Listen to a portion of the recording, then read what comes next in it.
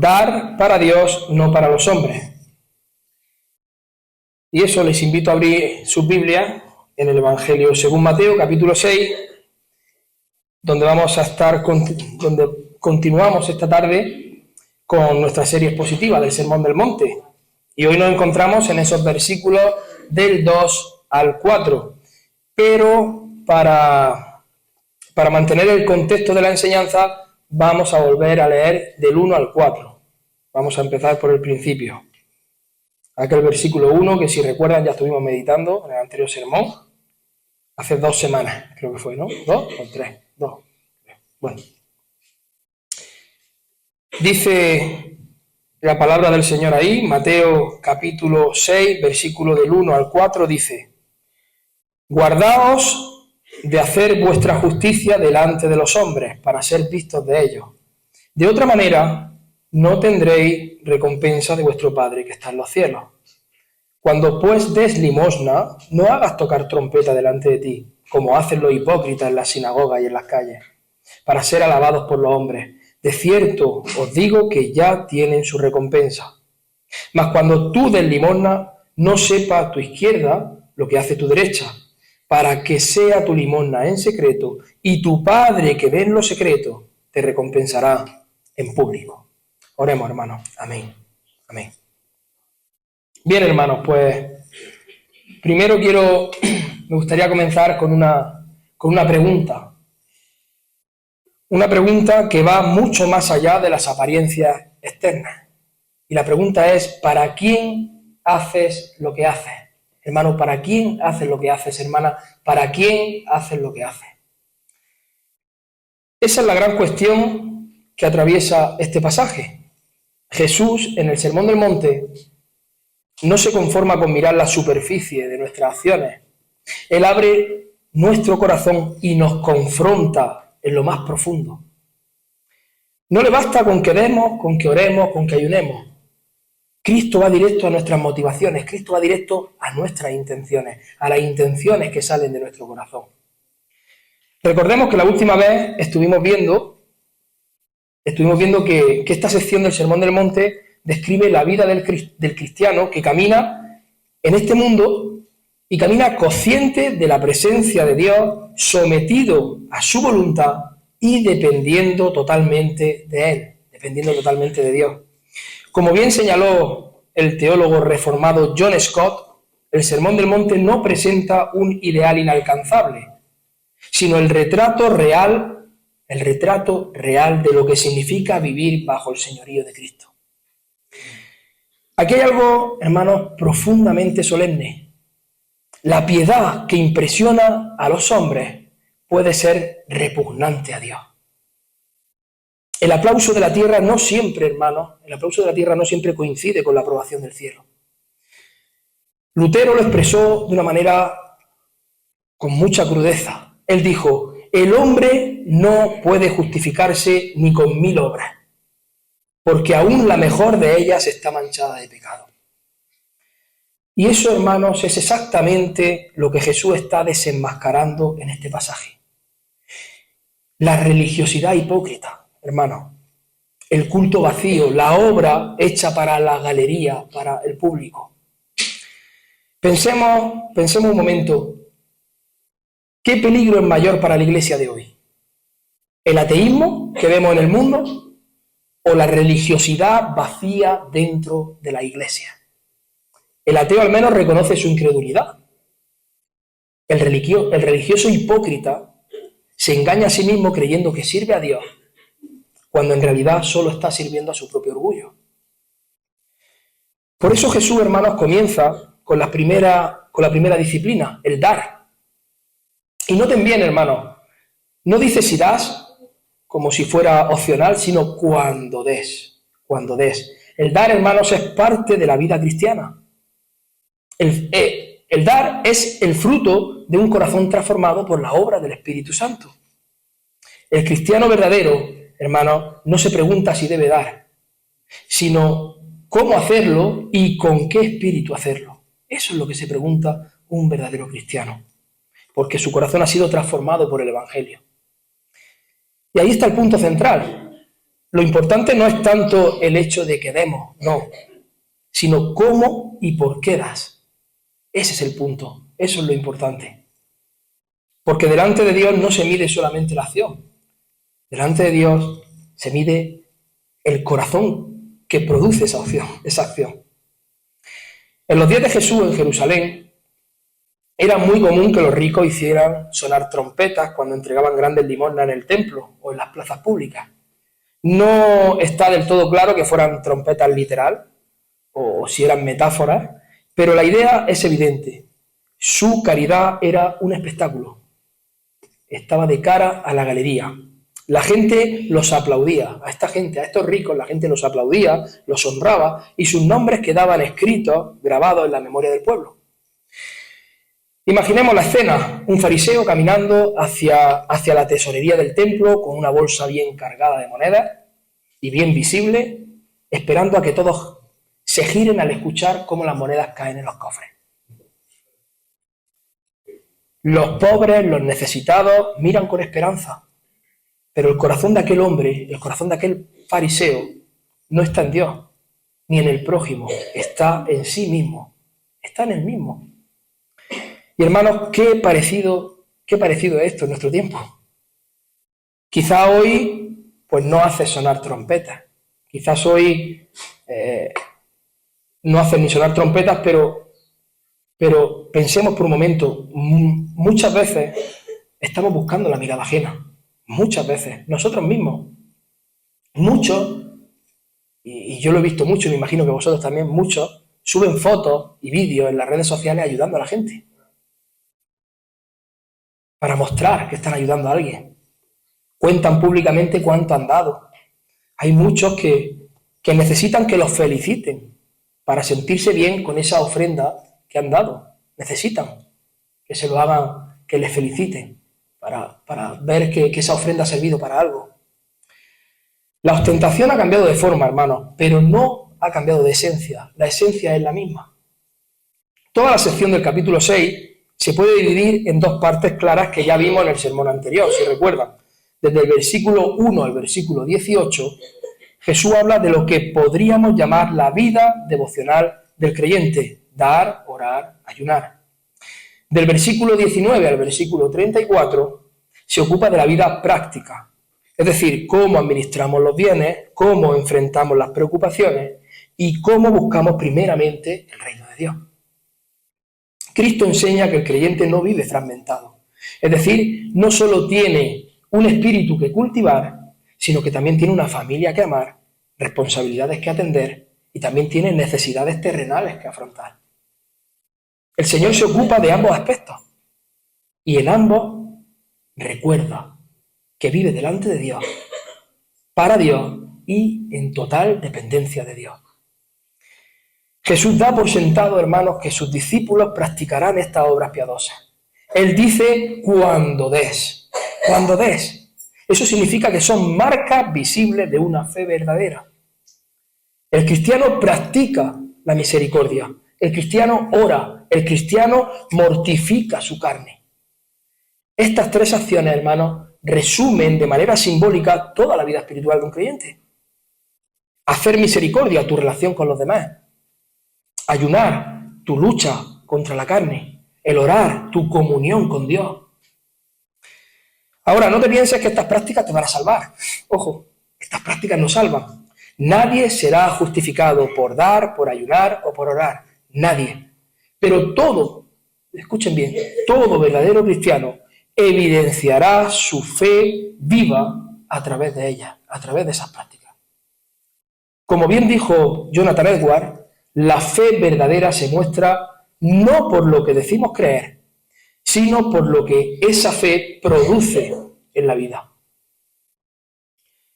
Ilustrándolo de otra forma, cuando se planta una semilla en tierra fértil, tarde o temprano va a brotar.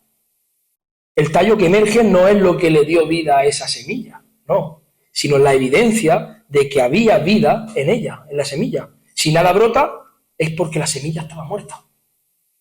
De la misma manera, un corazón, hermano, regenerado por la obra poderosa del Espíritu Santo, inevitablemente dará fruto en misericordia, en oración y en disciplina espiritual. Si no hay fruto, no hay vida. Si no hay fruto, no hay vida. Así que, hermanos, la conclusión es clara. El cristiano da, el cristiano ora, el cristiano somete sus deseos por amor a su Señor. Y al que no da, al que no ora, ni busca morir a su carne, pues blanco y en botella, no es cristiano. Porque la fe sin obra, hermanos, es muerta. Y una fe muerta jamás podrá salvar un alma. Ahora quiero que noten algo, hermanos. El Señor no solo da por sentado que sus hijos harán estas cosas, dar, orar o ayunar, sino que además el Señor, Jesucristo, está estableciendo cómo deben hacerse. Él no dice quizás deis limosna o si alguna vez oráis, no. Él dice cuando lo hagáis. Y acto seguido añade, no lo hagáis así, hacedlo de esta manera. Es decir, Cristo, hermano, regula la vida piadosa del creyente. El mismo Jesucristo está regulando nuestra vida piadosa y da tanto advertencias como mandamientos positivos. Y alguien podría preguntar, pero pastor, ¿y por qué es tan importante? ¿Por qué es importante que Cristo dé reglas tan específicas? Pues porque muchos creyentes, hermanos, muchísimos, incluso con buenas intenciones, tienen una visión demasiado vaga de la vida cristiana. Muchos cristianos piensan que todo debe fluir de una manera natural. Es decir, si tú eres un cristiano auténtico, muchos piensan que entonces orarás cuando lo sientas, que entonces leerás la Biblia cuando tengas ganas, que asistirás a la iglesia cuando lo desees. Y si lo hago sin sentirlo, pues terminas pensando, qué hipócrita soy. Soy un hipócrita. Pero hermano, esa forma de razonar es profundamente equivocada. Está errada. Una cosa es la obediencia y otra totalmente distinta es la hipocresía. No siempre las cosas fluyen con facilidad, no siempre fluyen con total naturalidad. A menudo debes luchar contra la carne y contra sus deseos, hermano. El Señor mismo establece reglas porque sabe que tu tendencia natural es desviarte. Él sabe que tu tendencia natural es salirte del camino y por eso establece esas reglas. Prueba de ello, pues aquí, en el mismo capítulo. Si seguimos más adelante, en Mateo 6:9, aquí Cristo nos da un modelo para orar. Él dice, vosotros pues oraréis así. Y nos entrega lo que conocemos como el Padre Nuestro. ¿Qué está haciendo ahí Jesús? Nos está dando un patrón, hermano. Una estructura para ordenar nuestras oraciones. Unas pautas a seguir. No significa que cada vez que tú ores tengas que repetir literalmente esas palabras. Lo que Cristo enseña es, así debéis organizar vuestras súplicas. Primero la gloria a Dios, luego su reino y después, lo último, vuestras necesidades. Lo último, vuestras necesidades diarias.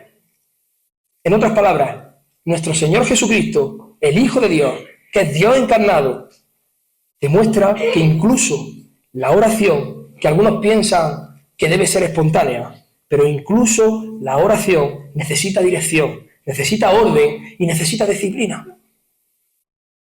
Y algunos piensan que es completamente espontánea. Y sin embargo, hay quienes consideran escandaloso someter su vida de oración a un modelo previo. Jesús nos dejó un guía burro, para saber cómo debemos orar, y hay algunos que consideran escandaloso que nosotros sometamos nuestra vida de oración a un modelo previo. Les parece casi una traición a esa espontaneidad. Pero hermano, eso no es falta de autenticidad. Eso se llama obediencia. Eso es obediencia. No es hipocresía, hermano, el ir a la iglesia cuando no tengo ganas. Eso se llama obediencia. Eso es obediencia, hermano. No es hipocresía abrir la Biblia cuando estoy cansado. Es obediencia. Y tampoco es hipocresía doblar rodillas cuando mi carne quiere quedarse dormida. Es obediencia. Ryle escribió, la verdadera santidad no consiste en emociones pasajeras, sino en una obediencia constante. práctica y real a la voluntad de Dios. Obediencia, hermanos. Tenemos que disciplinarnos. Y esa obediencia siempre implicará lucha. Siempre. Porque la vida cristiana, hermanos, no es un paseo sin resistencia. No es un paseo entre rosas, no. La vida cristiana es una guerra. Y tenemos que tener claro que la vida de un cristiano es guerra contra el mundo. Una guerra contra tus deseos desordenados. Una guerra contra tu pereza. Una guerra contra el orgullo que quiere la aprobación de los hombres en lugar de la recompensa del Padre. Una guerra. Por eso nuestro Señor te está dando unas reglas claras. Porque necesitas directrices. Porque necesitas estímulos concretos, hermano. Si recordáis, la última vez dijimos que al realizar cualquier acto de piedad, ya sea misericordia, sea oración o sea ayuno, debemos aplicar 3 principios fundamentales. El número 1 era cuidar nuestras motivaciones, nuestras intenciones. No basta con estar en el lugar correcto, hermano, sino hacer lo correcto. Y debemos hacerlo con un corazón correcto. Número 2, vivir conscientes de la mirada de Dios. Dios te ve. Sus ojos están puestos en ti. No hay donde te escondas. Él ve en lo secreto. No pongas tu mirada en los hombres, porque es Dios quien te mira. Es Dios quien te ve. Y número 3, esperar la recompensa solamente de las manos de nuestro Padre Celestial. No de los aplausos de este mundo, no de la galería. La recompensa de nuestro Padre. Eso lo aprendimos del versículo 1. Y sobre ese fundamento es que debemos construir todo nuestro caminar cristiano. Ahora, en esta tarde, vamos a comenzar a estudiar el primer tema específico que el Señor Jesucristo aborda en la sección de Mateo 6, los versículos de 2 al 4. Y para hacerlo, seguiremos un esquema sencillo, un esquema que fluye pues, de manera natural del pasaje de la misma manera que en el sermón anterior. En primer lugar, estaremos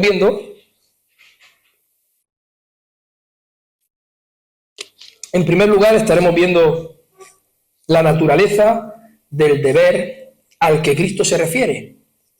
Punto número 1. En segundo lugar, estaremos observando la instrucción concreta que Él da respecto a ese deber. Y número 3, finalmente, consideraremos la motivación, la intención que Cristo nos ofrece para cumplirlo.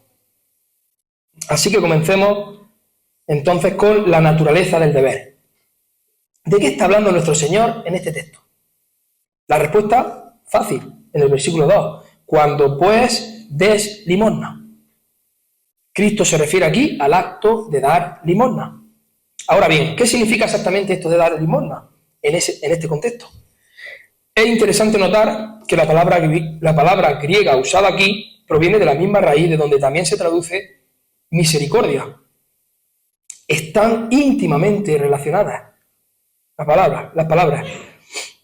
Para el pensamiento griego, misericordia describía la emoción de compasión que alguien sentía al ver la desgracia ajena. Para el judío, la misericordia no era solo una emoción, sino que también era una acción. No se trataba simplemente de sentir lástima, sino de involucrarse activamente en aliviar el sufrimiento de la otra persona. Dar limosna entonces implica 2 cosas. Primero, reconocer que alguien realmente tiene una necesidad. Y segundo, que tienes la posibilidad de suplirla y decides hacerlo movido por la misericordia. En su sentido más básico, hermanos, dar limosna significa proveer para las necesidades materiales de otra persona, ya sea dinero, alimento, vestido o cualquier recurso práctico. Y un ejemplo lo encontramos en Hechos capítulo 3, cuando Pedro y Juan subían al templo. No lo voy a leer por el tiempo, pero cuando Pedro y Juan subían al templo, creo que lo he puesto ahí, ¿no? Sí. Subían al templo y encontraron al cojo que pedía ayuda en esa puerta llamada La Hermosa. ¿Recuerdan, no? Él pedía limosna, deseaba algún tipo de alivio material. Pedro, ¿qué es lo que le responde? Pedro le responde: no tengo plata ni oro, pero lo que tengo te doy. En aquel caso, hermanos, Dios le dio mucho más de lo que pedía, pero queda totalmente claro que lo que el hombre buscaba era ayuda para una necesidad tangible. También en Hechos 9:36 se nos habla de la tal Tabita o Dorcas, quien abundaba en buenas obras y en limosnas que hacía. Allí vemos que esta práctica era reconocida como un rasgo evidente de piedad cristiana. El énfasis entonces, hermanos, es este.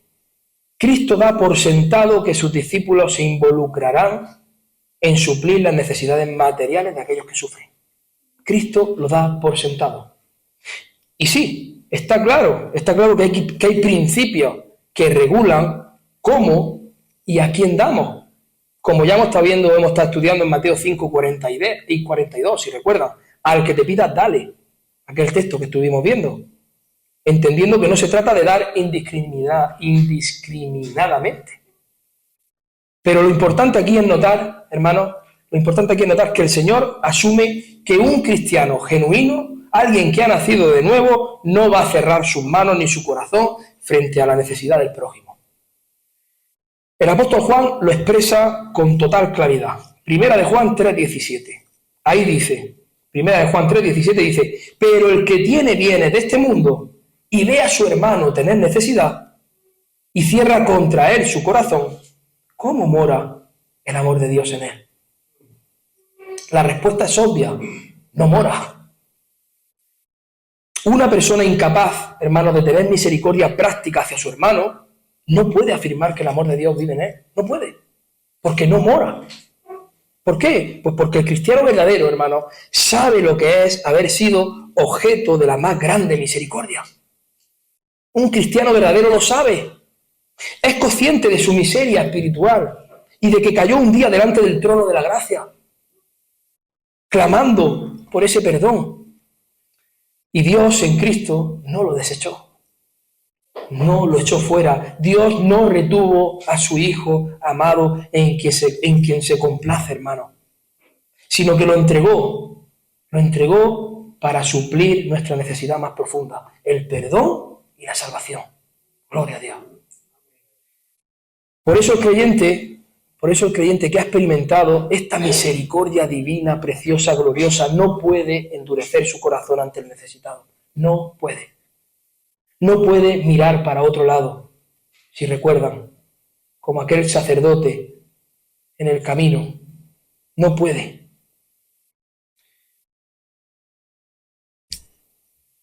Dijo Calvino, los que han sido tratados con misericordia por Dios deben ser los más prontos en mostrar misericordia a los hombres. Hermanos, el Señor asume que habiendo recibido un corazón transformado por el Evangelio, también vas a mostrar esa transformación en hechos concretos de compasión hacia otros.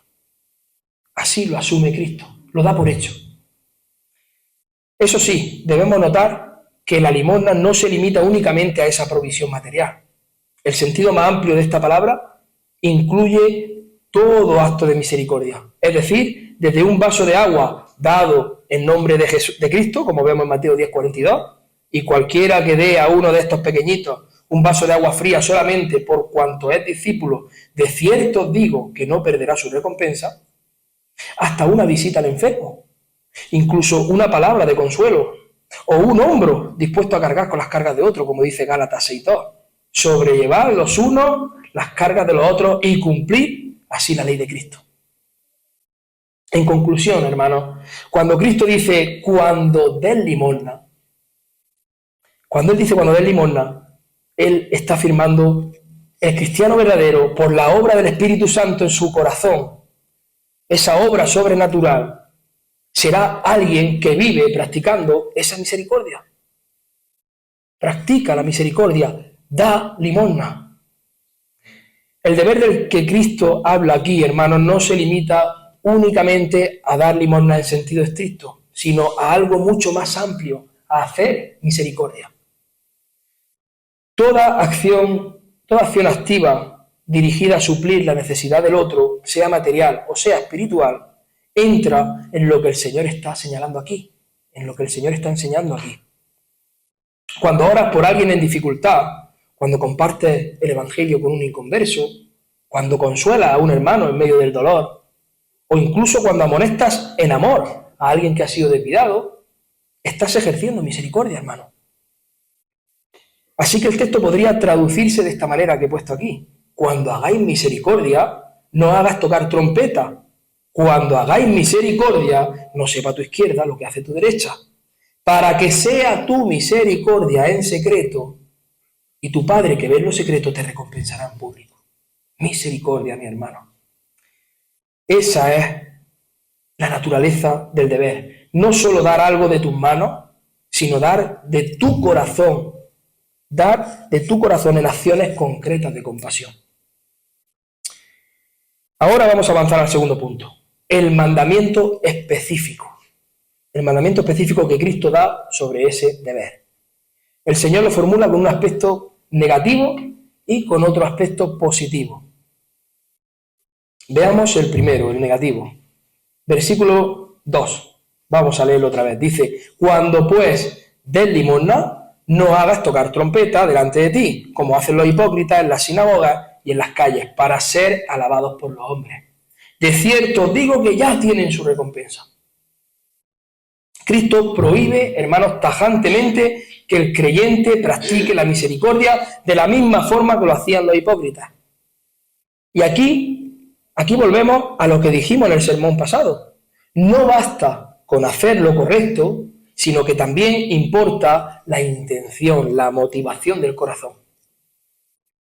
La palabra hipócrita, que también lo estuvimos hablando en el sermón anterior, en su origen griego describía al actor que se colocaba una máscara para interpretar un papel en el teatro. ¿Lo recuerdan?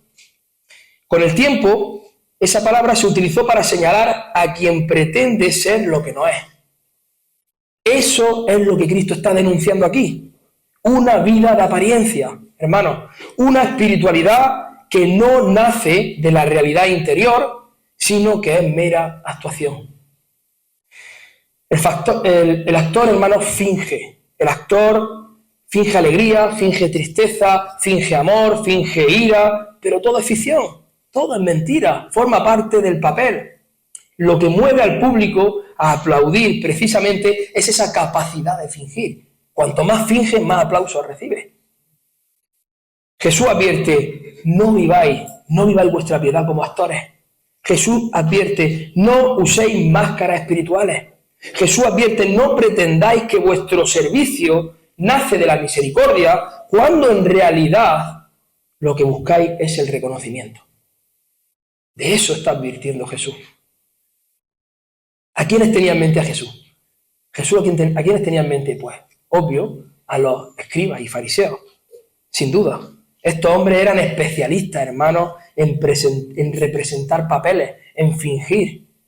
Estos hombres no actuaban sobre un escenario de teatro, ojo, sino en la vida misma, en la misma vida. Su escenario eran las plazas, las sinagogas, el templo. Todo lo hacían con un fin, ser vistos. Como dice Mateo 23:5. Mateo 23:5 dice, antes hacen todas sus obras para ser vistos por los hombres. Esa era su obsesión, la obsesión de esta gente. La reputación de ser piadosos, la apariencia. Eran unos hipócritas, unos actores, fingían y recibían aplausos. Por eso, cuando daban limosnas, ellos procuraban que su acto fuera lo más público posible. Y aquí el Señor usa una expresión gráfica. Él dice, no hagas tocar trompeta delante de ti. ¿Significa esto que literalmente los fariseos iban con un trompetero por la calle anunciando sus dádivas? Como dije antes, pues no se puede asegurar. Algunos historiadores sugieren que en ciertas culturas paganas, como la romana, se usaba la trompeta para anunciar las distribuciones de comida o de dinero, supuestamente para reunir a los necesitados.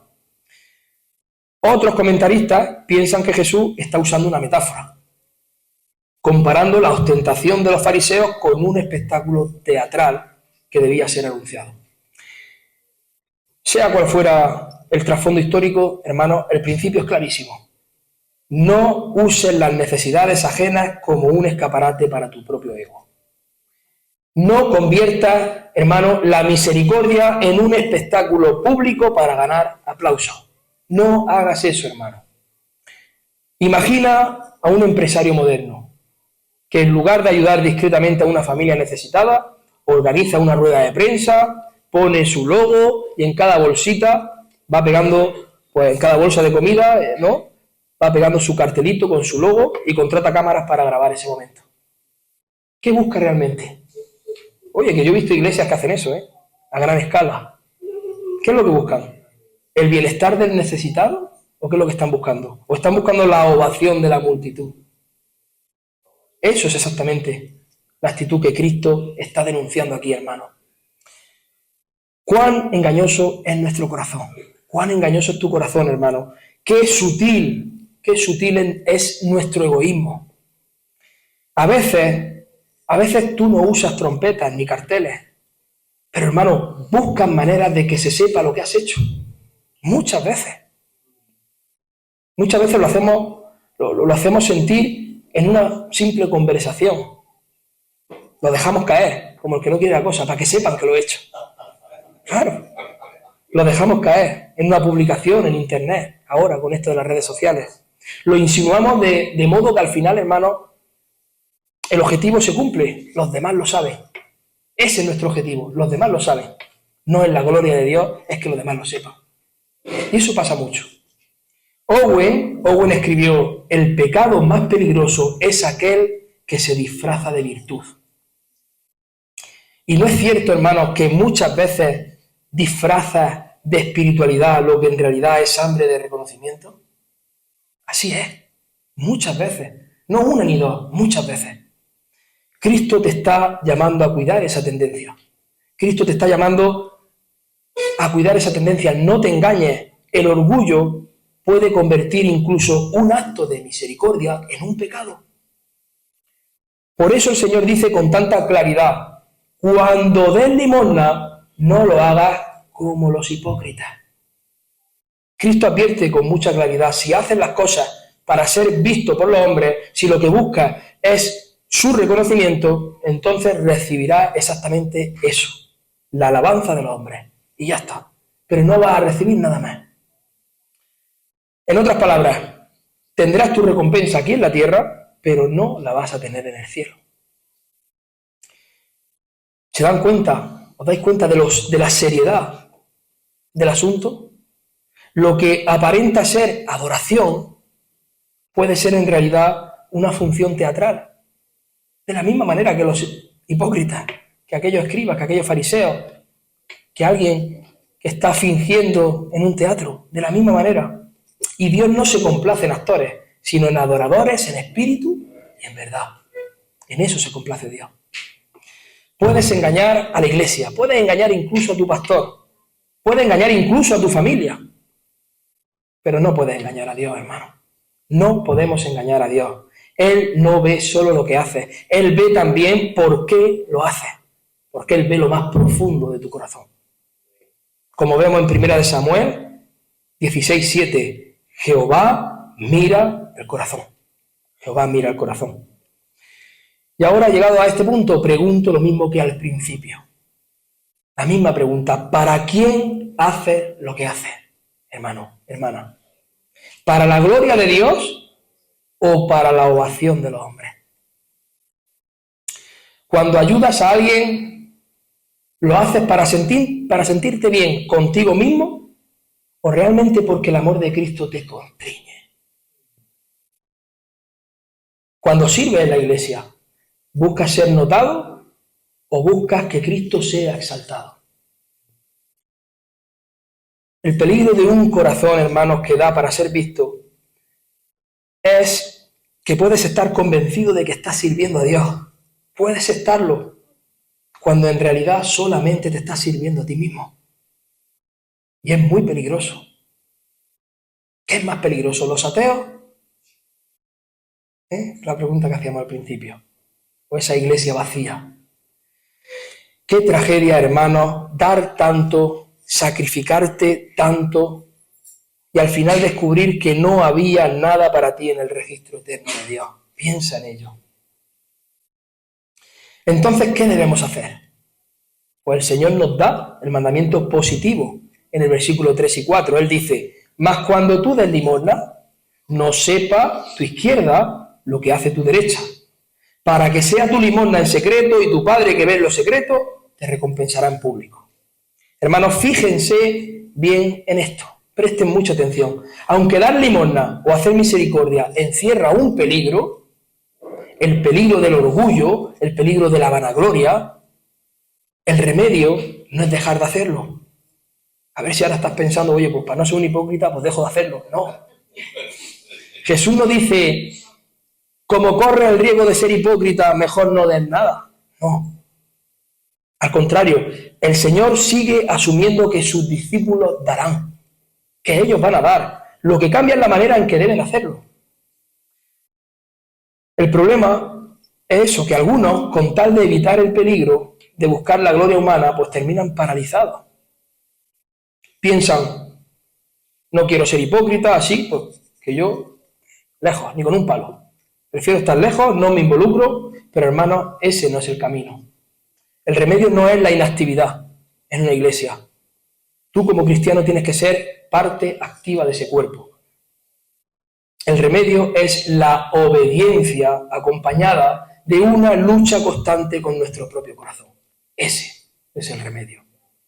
El apóstol Pablo lo expresó de manera magistral, de manera desgarradora en Romanos 7:21. Él dijo: así que queriendo yo hacer el bien, hallo esta ley, que el mal está en mí.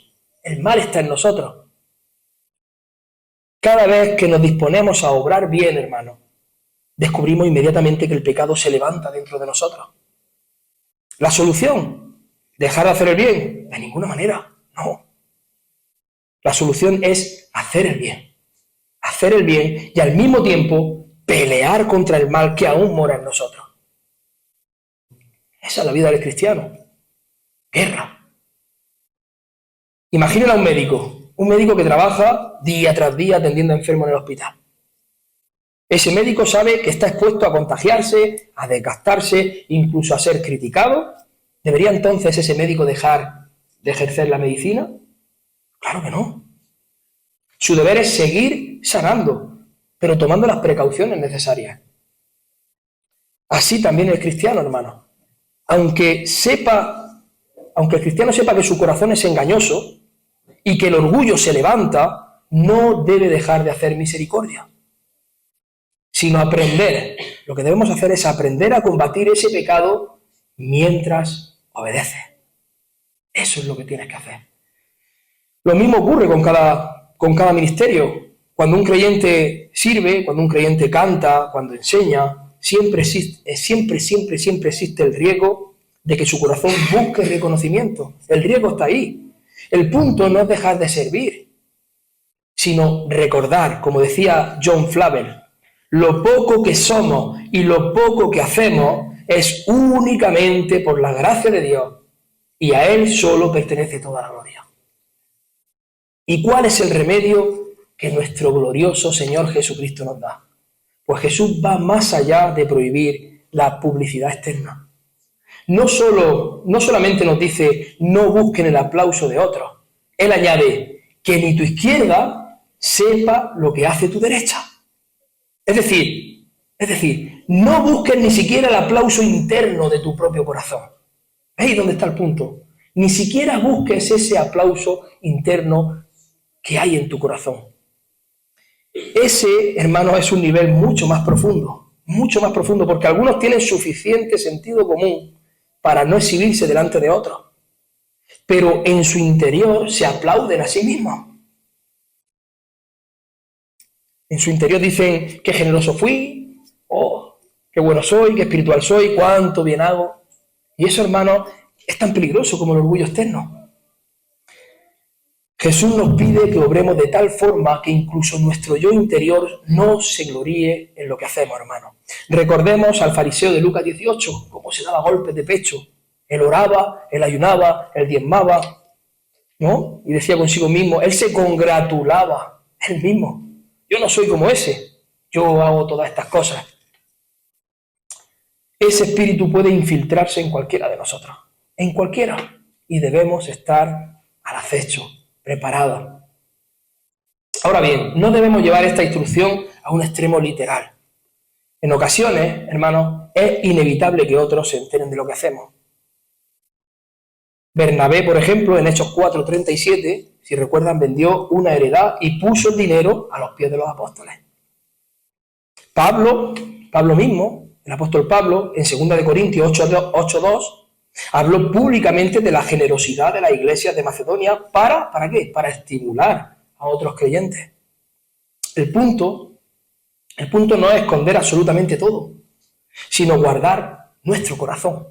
Ahí está la clave. El Señor Jesucristo está atacando aquí la raíz del problema, la vanagloria, ese deseo pecaminoso de buscar nuestro crédito propio, nuestro propio crédito, nuestro aplauso. Hermanos, que el remedio no sea dejar de hacer el bien, sino aprender a hacerlo delante del rostro de Dios y solo para Él. Y la clave de todo este mandamiento está en las palabras del versículo 4. Para que tu limosna sea en secreto, y tu Padre que ve en lo secreto te recompensará en público. Ese es el punto central, el clímax. El énfasis no está en lo que los hombres ven, sino en lo que Dios ve. Jesucristo contrasta dos perspectivas. Los hipócritas buscan ser vistos por las multitudes y los verdaderos discípulos, los verdaderos creyentes, viven para ser vistos por su Padre Celestial. Esa es la diferencia radical.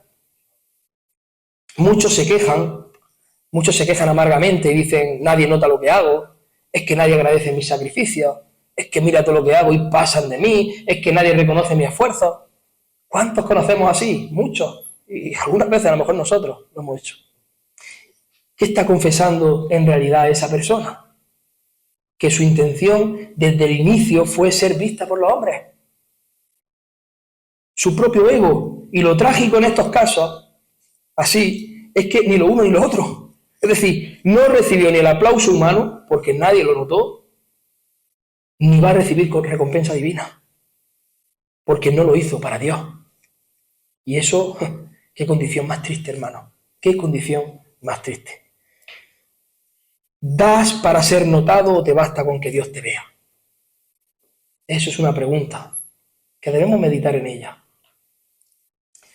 El Señor nos advierte con seriedad, mucha seriedad. El que hace las cosas para ser visto por los hombres, de cierto os digo que ya tiene su recompensa. No habrá nada más. Ya está. En cambio, el discípulo verdadero hace misericordia con una sola convicción. Mi Padre me ve. Mi Padre me ve. Ese pensamiento lo sostiene al depositar su ofrenda, ese pensamiento lo sostiene al extender su mano al necesitado, al consolar, al quebrantado. Mi Padre me ve. Lo demás no importa, porque lo hago para mi Padre, para su gloria. Y sí, hermanos, nuestro corazón es engañoso. Aún en nuestras mejores obras se levanta la tentación de exhibirnos, de recibir reconocimiento, aunque sea en secreto para nosotros mismos. Pero allí debemos recordar las palabras que leemos en Efesios 2:10, donde dice, porque somos hechura suya, creados en Cristo Jesús para buenas obras, las cuales Dios preparó de antemano para que anduviéramos en ellas. Amén. Incluso, hermanos, nuestras buenas obras no son mérito nuestro. Nuestras buenas obras son el fruto de la gracia que nos precedió. Por eso Pablo declara en Romanos 11:36, porque de Él, y por Él, y para Él son todas las cosas. A Él sea la gloria por los siglos. Amén. Y Owen comenta, cuando el hombre se gloría en sus obras, arrebata para sí la honra que solo a Dios le pertenece. Entonces, hermanos, ¿cuál es entonces la motivación de Jesús en este pasaje? Tu Padre que ve en lo secreto te recompensará en público.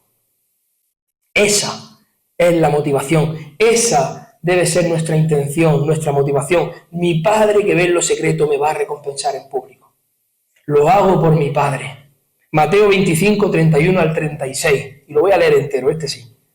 Mateo 25, 31 al 36.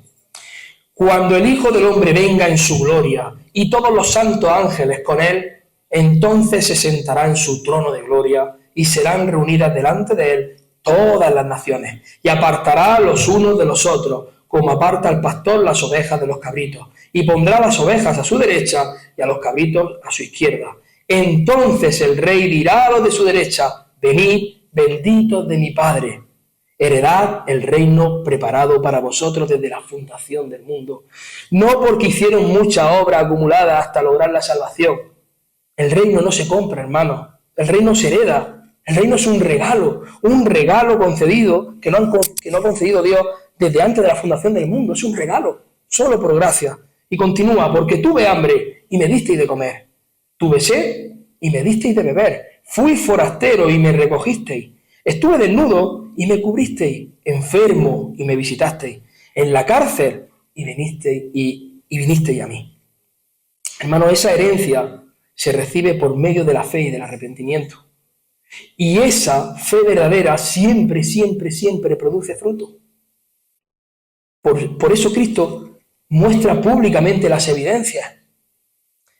Y noten la reacción de los justos. No dicen: al fin alguien reconoció lo que hicimos. No, ellos sorprendidos, ¿qué es lo que dicen? Ellos responden: Señor, ¿cuándo te vimos así y te ayudamos? En el versículo 37. Porque nunca llevaron una contabilidad de sus obras. Nunca buscaron reconocimiento, ni siquiera en su propio corazón. Vivieron conscientes de su indignidad.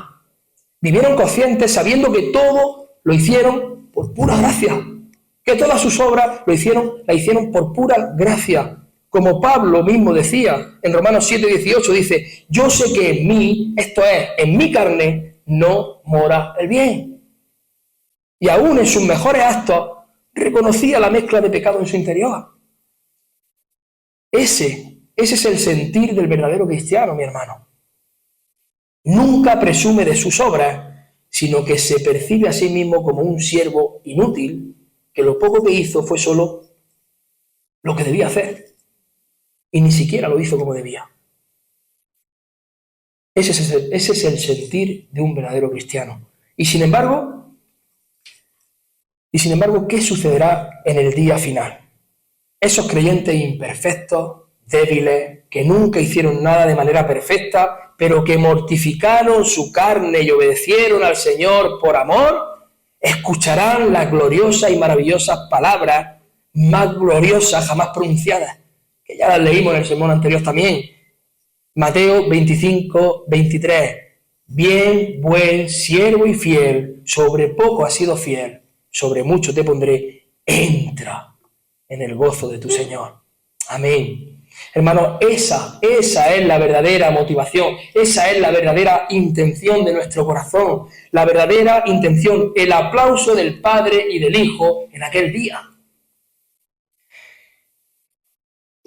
No busquemos hoy el reconocimiento de los hombres, hermanos, sino la sonrisa de nuestro Señor cuando estemos delante de su trono. Nuestros ojos puestos en Él. Deja que sea Dios quien lleve la cuenta. Deja tú de contar tus buenas obras. Deja que sea Dios quien lleve la cuenta. No alimentes tu orgullo. No des de comer a tu soberbia. No lo hagas. Él lo ve todo. Dios lo ve todo. Y no solo lo ve, Él lo registra con fidelidad. A Él no se le escapa ni una. La Escritura afirma que un día dará a cada uno conforme a sus obras. En aquel momento, delante de todos, tu Padre proclamará públicamente lo que hiciste para su gloria. Piensa en eso. Tal vez a los ojos de los hombres lo que hiciste parezca insignificante. Quizás nadie te agradeció, quizás nadie reparó en ese servicio que has hecho, pero Dios sí lo ha notado. Dios sí lo nota y lo registra. Dios nunca olvida. Los hombres olvidan fácilmente, hermanos, pero el cielo guarda memoria. El cielo guarda memoria. En Hebreos 6:10 tenemos esta preciosa promesa. ¿Qué dice Hebreos 6:10? Porque Dios no es injusto para olvidar vuestra obra y el trabajo de amor que habéis mostrado hacia su nombre, habiendo servido a los santos y sirviéndoles aún. Sí, hermanos, La alabanza de los hombres tiene un sonido agradable, como una melodía que halaga nuestros oídos, pero esa música siempre se va a apagar, siempre se apaga. Hoy te aplauden, mañana te olvidan. Baxter escribió: el aplauso de los hombres es aire vacío, pero la aprobación de Dios es gloria eterna. Qué dulce, hermanos, puede ser escuchar las palabras de gratitud de alguien, pero esa dulzura se desvanece con el tiempo. En cambio, la voz de Dios aprobando lo que hiciste va a resonar por toda la eternidad. Esa será la música que nunca se apaga. Esa será la melodía que va a llenar el cielo. Bien, buen siervo y fiel. Oh, hermanos, que Dios nos conceda vivir cada día buscando no la mirada de los hombres, sino el aplauso de nuestro Padre Celestial. Que nuestra motivación no sea el reconocimiento terrenal, sino la certeza de que vuestro Padre que ve en lo secreto os recompensará en público. El mundo aplaude lo visible, el Padre ve lo invisible. El mundo aplaude lo visible, el Padre ve lo invisible. Proverbios 15:3, los ojos de Jehová están en todo lugar, mirando a los malos y a los buenos. Él ve la ofrenda que nadie vio, hermano. Él ve la visita silenciosa, aquellos por quienes estás orando. Todo eso lo ve Dios. La comida que diste a ese hambriento, el perdón que no publicaste en las redes sociales o en el grupo de WhatsApp para que se entere toda la familia. Que perdonaba a este, No, la hospitalidad que ofreciste a un hermano necesitado. Todo eso lo ve Dios. Él ve no solo lo que haces, sino lo que te costó. También lo ve. El orgullo que tuviste que crucificar, también lo ve. El tiempo que no tenías, también lo ve. Él lo ve todo. La lucha interna con el yo que pedía aplausos, esa lucha también la ve. Él todo lo ve. Pero hermanos, al final de todo este pasaje, no se trata meramente de limosnas, de obra o de recompensa. Al final de este pasaje se trata de Cristo, de Jesucristo. Porque la verdad es que ninguno de nosotros ha dado un corazón totalmente puro como lo hizo Cristo. Ninguno ha servido sin mezcla de orgullo como lo hizo Cristo. Todos hemos buscado en algún momento el reconocimiento de los hombres. Todos. Y si Dios llevara la cuenta exacta de nuestras motivaciones o intenciones, todos estaríamos condenados. Todos. Pero aquí está la gloria del Evangelio. Hubo uno que sí vivió enteramente para la aprobación de su Padre. Hubo uno que nunca buscó la alabanza de los hombres, sino que se vació a sí mismo en una obediencia perfecta. Ese, hermanos, es Cristo Jesús, el Hijo de Dios, quien, como dice Pablo en 2 de Corintios 8:9, siendo rico, estaba en su gloria, siendo rico se hizo pobre por ti, para que con su pobreza ahora fueses tú enriquecido, hermano. En la cruz Él cargó con toda tu hipocresía. En la cruz Él cargó con todo tu orgullo y con todo tu amor propio. Y allí, hermano, derramó su sangre preciosa para que pecadores, egoístas, egocéntricos como tú, como yo, pudieran ser hechos hijos amados. En Cristo, el Padre ya no ve tus obras manchadas. Él ve la obra perfecta de su Hijo amado en quien se complace a tu favor. Eso es lo que Dios ve ahora. Eso es lo que el Padre ve ahora. Así que, creyente, tú que has creído y has nacido de nuevo, sé fiel en lo secreto, sabiendo que tu Padre te recompensará en público porque tu vida está escondida con Cristo en Dios. Y tú que aún no conoces a Cristo, pues escucha bien. Tus obras nunca serán suficientes.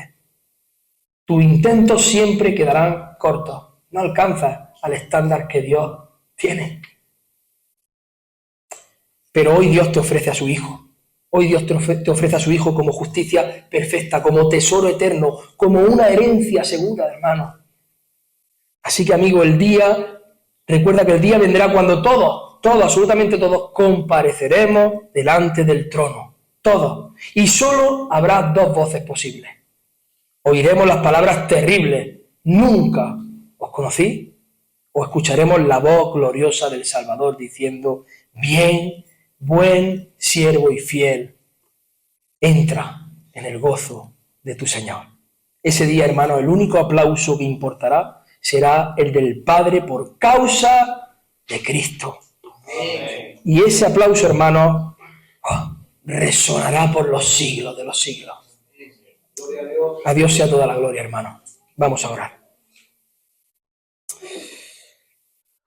Hola, gracias por ver este sermón. Suscríbete a nuestro canal y compártelo para que te sea de bendición y para los demás. Que Dios te bendiga.